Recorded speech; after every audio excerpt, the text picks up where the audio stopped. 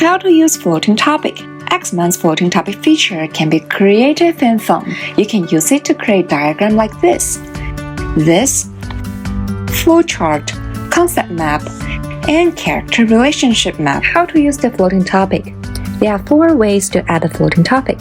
First, double-click on the blank space on the canvas and you will have one. Second, right-click on the blank space, select Insert Floating Topic.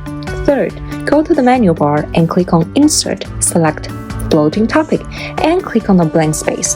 Fourth, click a selected topic, click on Relationship, and click on the blank space.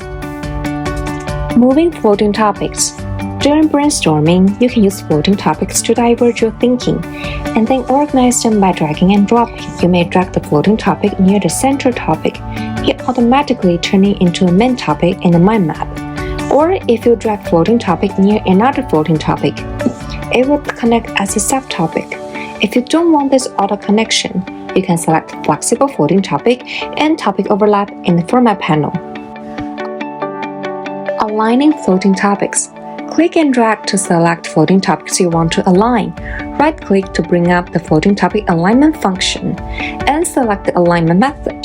Xmind also supports horizontal center and vertical center distribution.